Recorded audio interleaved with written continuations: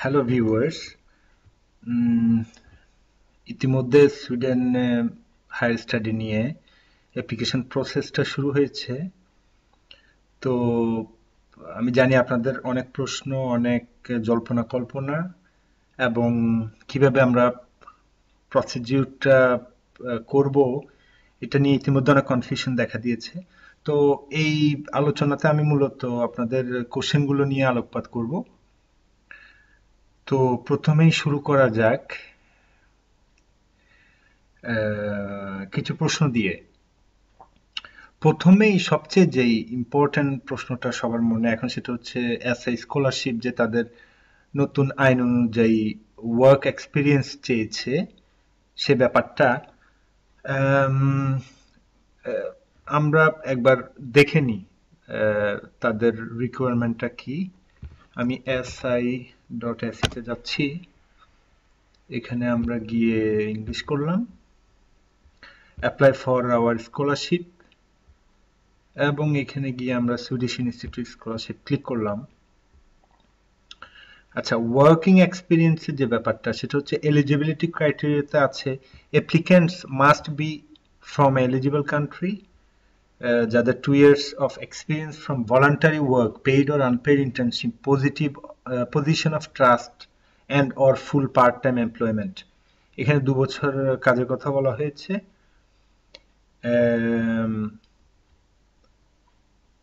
তারপরের প্যারাতে applicants must display outstanding academic qualifications and leadership experience। ভালো qualification থাকতে হবে এবং লিডারশিপ এক্সপিরিয়েন্সটা থাকতে হবে। In addition, applicants should show an ambition to make a difference by working with issues which contribute to a just and sustainable development in their country in a long-term perspective। আচ্ছা, এটা details আমরা এখানে পড়ি। Read more about the এলিজিবিলিটিতে আমরা দেখি এখানে আর কিছু বলছে কি না।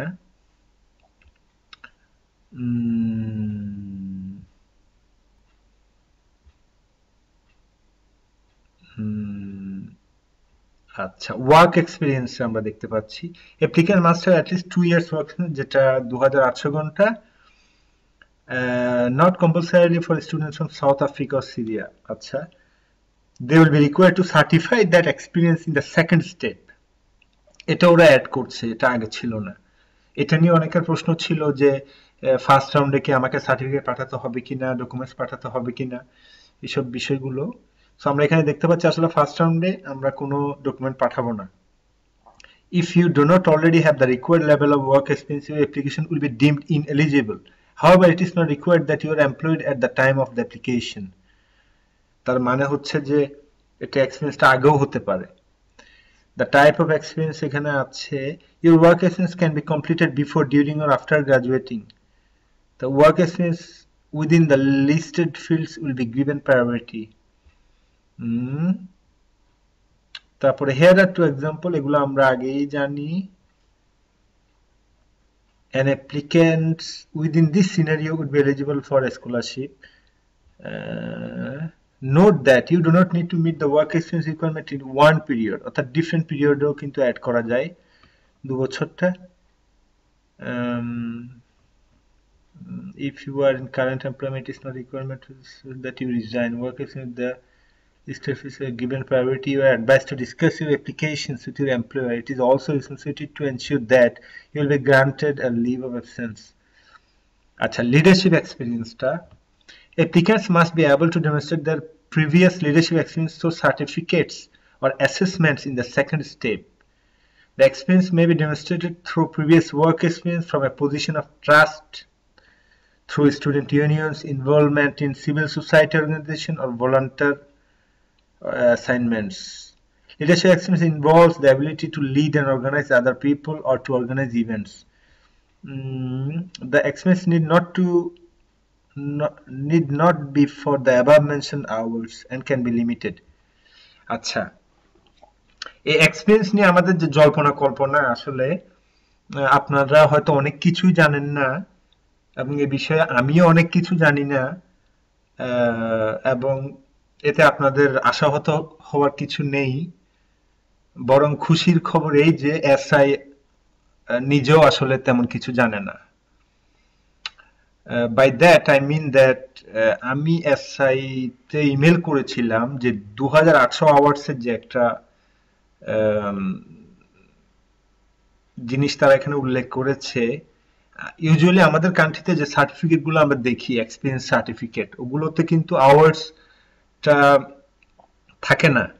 হয়তো বলা হয়ে থাকে he has been working for 1 year or 6 months or something like that, এত তারিখ থেকে এত তারিখ পর্যন্ত। আর হয়তো এটা থাকতে পারে full time, part time, something like that, but you can't expect them to write that he was working 20 hours a week. So এটা আসলেই কনফিউজিং। এবং এসআইতে আমি মেইল করেছিলাম, ও মেইলের রিপ্লাইটা আমি আপনাদেরকে দেখাচ্ছি সো দ্যাট আপনারা কিছুটা রিল্যাক্সড হতে পারেন। এটা হচ্ছে সেই মেইল। ভদ্রমহিলা আমাকে রিপ্লাই দিল, thank you for your email, we are still in process of finalising the exact documents we will ask successful candidates from part 1 to submit for the second part of the application. অর্থাৎ ওরা এখনো জানে না কি ধরনের documents ওরা চাইবে second রাউন্ডের অ্যাপ্লিক্যান্টসদের কাছ থেকে। ওরা এখনো বিষয়টা নিয়ে এখনো তারা গবেষণায় আছে। We will get back to successful candidates further on regarding what documents will need to be submitted to confirm their working experience. So এই বিষয় নিয়ে খুব বেশি চিন্তা ভাবনা বা টেনশন করার কিছু নেই। আপনাদের যে ওয়ার্কিং এক্সপিরিয়েন্স গুলো আছে ওগুলো নিয়ে আপনারা আগাতে পারেন। যখন ফার্স্ট রাউন্ড শেষ হবে, সেকেন্ড রাউন্ডে গিয়ে তারা এই বিষয়গুলো ক্লিয়ার করবে এবং আমার মনে হয় তারা এই বিষয়গুলো খুব বেশি জটিল করবে না। এবং হয়তো there will be some assessment like full time বা পার্ট টাইমকে তারা কত আওয়ার ধরে নেবে, এই ধরনের কোনো একটা মানদণ্ড হয়তো টেমপ্লেট তারা আমাদেরকে দিবে, যেটা দিয়ে আমাদের কম্পেয়ার করতে আওয়ার্সটা সুবিধা হবে। স্পেশালি যেমন 8 hours ওয়ার্কসটাকে ফুল টাইম ধরা হয় এখানে, 40 hours এ উইক। সো 20 আওয়ার্সটা হাফ টাইম ধরা হয়। বাট বাংলাদেশের ক্ষেত্রে হয়তো ডিফারেন্ট অর্গানাইজেশন এটা ডিফারেন্ট হতে পারে। সো আমার মনে হয় ব্যাপারটা তেমন বেশি সমস্যার সৃষ্টি হবে না। তো ওয়ার্ক এক্সপিরিয়েন্সের ধারণাটা আশা করি আপনাদের ক্লিয়ার। সেটা হচ্ছে যে আপনাদের 2 বছর ফুলফিল করতে হবে, এটা হচ্ছে রিকোয়ারমেন্ট। আর লিডারশিপ বলতে এমন না, লিডারশিপটা নিয়ে আমি অনেক প্রশ্ন পেয়েছি পার্সোনালি, মেইল, ইউটিউব, ফেসবুক এবং বিভিন্নভাবে। সেটা হচ্ছে যে কিভাবে লিডারশিপ এক্সপিরিয়েন্সটাকে কিভাবে ডেমনস্ট্রেট করা যায়। এখানে আমরা দেখতে পাচ্ছি leadership experience involves the ability to lead and organise other people. বাংলাদেশে যারা কাজ করে, জব করে বিভিন্ন অর্গানাইজেশনে, সবাই কিন্তু লিডার না। এবং আপনি হয়তো গ্রাজুয়েশন কমপ্লিট করেছেন, so you are not the boss of the organisation.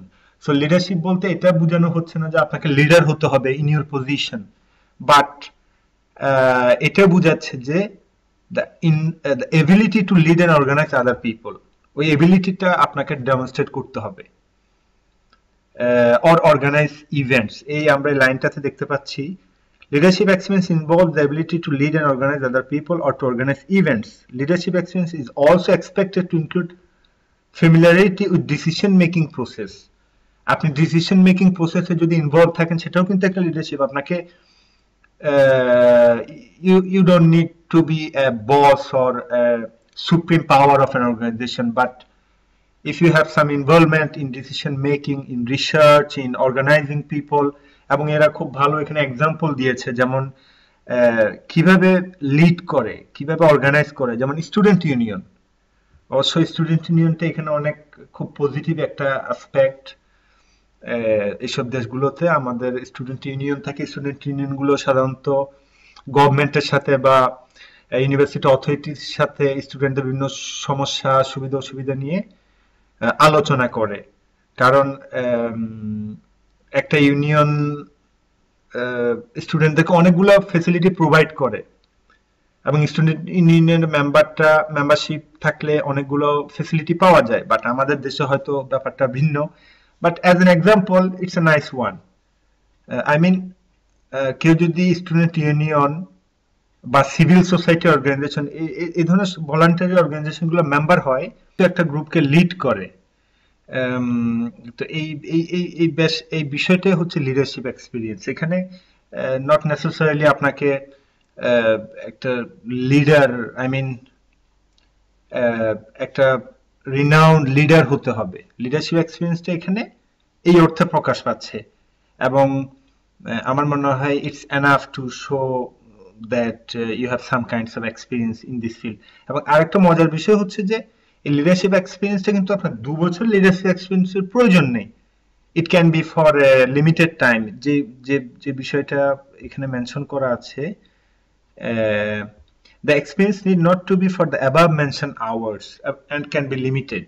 এই কথাটা, এটা নিয়ে অনেকগুলো প্রশ্ন পেয়েছি আমি, এই কারণে এটা আমি একটু টাইম ওয়েস্ট করলাম এই বিষয়টাতে। আচ্ছা, এরপরের যে সবচেয়ে আলোচিত প্রশ্ন সেটা হচ্ছে যে ডকুমেন্ট সেন্ড করা নিয়ে বা আপলোড করা নিয়ে। আসলে এখানেও এসআই কিছু কিছু জিনিস অনেক চেঞ্জ করেছে। যেমন বাংলাদেশি স্টুডেন্টদের ক্ষেত্রে আমরা যদি ইউনিভার্সিটি অ্যাডমিশন .ac তে যাই, ফাইন্ড আউট মোর বাটনে ক্লিক করি, এখানে আমরা দেখছি ডকুমেন্টিং ইউর এলিজিবিলিটি ফর স্টাডিজ। বাম পাশে আমরা মাস্টার্সে ক্লিক করলাম, এইখানে আমরা নিচে দেখতে পাচ্ছি checking the for special instruction for my country. এখানে কান্ট্রি স্পেসিফিক কিছু ইনস্ট্রাকশন আছে। একদম নিচে চলে গেলে আমরা বাংলাদেশ পাবো, বিতে। বাংলাদেশে আমরা ক্লিক করলাম, এখানে আমরা দেখতে পাচ্ছি উপরে আছে কোন কোন ডকুমেন্টস আমাদের প্রয়োজন এবিলিটি শো করার জন্য। সাপোর্টিং ডকুমেন্টটা কিভাবে আমরা সেন্ড করব, can I upload, what can I upload. আচ্ছা, এখানে বলছে যারা ব্যাচেলর অ্যাপ্লাই করবে তারা পারবে আপার যেটা HSC certificate, English test result যেটা হচ্ছে আইএলটিএস পাঠানো যাবে, টোফেলটা পাঠানো যাবে না। ID documents is passport, SA summaries, letter of motivation, recommendation letter, এগুলো আপলোড করা যাবে। বাট আমরা যখন মাস্টার্সে অ্যাপ্লাই করব আমাদের কিন্তু ইউনিভার্সিটি সার্টিফিকেট, ট্রান্সক্রিপ্ট, মার্কশিট ওগুলো হচ্ছে মেইন ডকুমেন্ট, এবং ওগুলো আমরা এখানে আপলোড করতে পারবো না। ওই একটা জিনিস এখানে আসলে মিসিং, এবং ওই একটা ডকুমেন্টের কারণে আমাদেরকে ডকুমেন্ট সেন্ড করতে হবে বা রেগুলার পোস্ট। এখানে বলছে what documents can not be uploaded, your university certificates, diplomas and transcript must be submitted by regular post, এবং ঠিকানাটা এখানে দেওয়া আছে। তাহলে আমরা এখানে যেটা দেখতে পাচ্ছি, বাংলাদেশি স্টুডেন্টরা ডকুমেন্ট আপলোড করতে পারবে, but limited kind of documents. That means কিছু ডকুমেন্ট আপলোড করতে পারবে, এবং ইউনিভার্সিটি সার্টিফিকেট গুলো মূলত এগুলো সব রেগুলার পোস্টে পাঠাতে হবে। এখন যদি আপনাদের, আমি জানি না এটা খুব বেশি ডিফারেন্স কিনা, I mean it's not a requirement। এই যে লাস্ট লাইনে আমরা যেটা দেখতে পাচ্ছি, you can always submit your documents by regular post, uploading is not a requirement। আপলোডের তাদের একটা অপশন আছে, কিন্তু আমাদের ক্ষেত্রে অপশনটা লিমিটেড। সো আমি মনে করি যে সবকিছুই রেগুলার পোস্টে পাঠানোই বেটার। আপনারা যদি রেগুলার পোস্টের খরচ কমানোর জন্য ওজন কমাতে চান, let's say for example essay summary blah blah blah, then maybe I don't know if it doesn't matter or what। আমি জানি না খুব বেশি পার্থক্য আছে কিনা কুরিয়ার সার্ভিসগুলোতে, বাট আশা করি আপনাদের এই বিষয়টা এখন ক্লিয়ার, এবং আপনারা বুঝতে পারছেন যে আপনাদেরকে অবশ্যই রেগুলার পোস্টে কিছু ডকুমেন্ট সেন্ড করতে হবে, কিছু অথবা সম্পূর্ণ। ওকে, নেক্সট যে বিষয়টা সেটা হচ্ছে যে আরেকটা, আমি একটা কোশ্চেন নিয়ে খুব তুমুল আলোচনা দেখলাম, সেটা হচ্ছে যে এলিজিবল প্রোগ্রাম। এখানে এই বিষয়টা নিয়ে আসলে আমরা খুব কম কথা বলেছি, যে কারণে এটা অনেকের হয়তো অজানা থাকতে পারে। সেটা হচ্ছে যে এসআই কিন্তু কিছু প্রোগ্রামের উপরে স্কলারশিপটা দিয়ে থাকে, অর্থাৎ সুইডেনের সবগুলো মাস্টার্স প্রোগ্রামে কিন্তু এসআই স্কলারশিপটা নেই। ফর এক্সাম্পল আপনি একটা মাস্টার্স প্রোগ্রামে অ্যাপ্লাই করলেন, আপনার অ্যাডমিশন হলো, এভরিথিং হলো, বাট আপনি এসআই অ্যাপ্লাই করতে পারলেন না বা করলেন, এটা হবে না। এর কারণটা হচ্ছে যে এসআই স্কলারশিপ প্রতি বছর একটা মাস্টার্স প্রোগ্রামগুলোর একটা লিস্ট ডিক্লেয়ার করে, এবং ওই লিস্টের অন্তর্ভুক্ত হতে হবে আপনার মাস্টার্স প্রোগ্রামটা। বাট এটা খুব বেশি ডিফার করে না এই কারণে যে আসলে এসআই মূলত সুইডেনের ম্যাক্সিমাম মাস্টার্স প্রোগ্রামই কভার করে, তো যে কারণে এটা অনেকে জানে না কিংবা অনেকে বিষয়টি নিয়ে খুব বেশি মাথাও ঘামায় না, but still it's a good idea to check your programme before you have decided to apply. So let's see what's there programme this year. প্রত্যেক বছর কিন্তু এগুলো আলাদা হয়। ওকে, আমরা এখন ওই লিস্টটা দেখব। আমরা যদি এই যে ক্যাটাগরি এসআই স্কলারশিপ এলিজিবিলিটিতে যাই, এইখানে একটা লিঙ্ক দেখছি, eligible programs, a list of eligible master's program for the academic year 2016-17 is available here A click করলাম। নট ইয়া, হ্যাঁ, এইখানে একটা আমি পিডিএফ ফাইল দেখতে পাচ্ছি এবং এই পিডিএফ ফাইলে লক্ষ লক্ষ প্রোগ্রাম দেখা যাচ্ছে এগুলা, এবং আমার পক্ষে কাউন্ট করা সম্ভব না, ওরা নাম্বারিংও করেনি। সো এটা আমি আপনাদের উপর ছেড়ে দিলাম। আপাতত আমি জুম করে দু একটা প্রোগ্রাম দেখাতে পারি। ওকে, এখানে আমরা দেখছি যেমন বিটিএইচ, যেটাকে আমরা বিটিএইচ নামে চিনি, আসলে ব্ল্যাকিংগে ইনস্টিটিউট অফ টেকনোলজি। বিটিএইচ হচ্ছে ব্ল্যাকিংগে টেকনিক্সকা হকস্কোলা সুইডিশ ভাষায়, যেটা হচ্ছে টেকনিক্যাল ইউনিভার্সিটি। এনিওয়ে, যেমন দেখলাম বিটিএইচ এ কম্পিউটার সায়েন্স, যেটার অ্যাপ্লিকেশন কোড হচ্ছে, এটা কিন্তু সেম অ্যাপ্লিকেশন কোড যেটা আপনি ইউনিভার্সিটি অ্যাডমিশনে পাবেন, এবং 120 ক্রেডিট, অর্থাৎ 2 বছরের প্রোগ্রাম। যেমন এই প্রোগ্রামটাতে যারা অ্যাপ্লাই করবে তারা এসএ স্কলারশিপ পাওয়ার যোগ্য। এরপরে এই যেমন এখানে আসলে আলফাবেটিক্যালি সাজানো হয়েছে, এবিসি থেকে শুরু করে চালমান ইউনিভার্সিটি, ইয়ং শপিং, কালস্টাড কি খানস্টাড ইউনিভার্সিটি, কেটিএইচ যেমন লিন শপিং, ওরেব্রো, লুন্ড, যেমন লুন্ড university social science psychology 120 credit. অনেকগুলো 60 ক্রেডিটের মাস্টার্স প্রোগ্রামও আছে আমি এখানে দেখতে পাচ্ছি, যেমন মালমো ইউনিভার্সিটিতে কম্পিউটেশনাল ম্যাটেরিয়াল সায়েন্স, এটা কিন্তু 1 বছরের প্রোগ্রাম, এটা ওই লিস্টে আছে। অনেকগুলো প্রোগ্রাম আছে এখানে, আমরা দেখতে পাচ্ছি অনেক প্রোগ্রাম,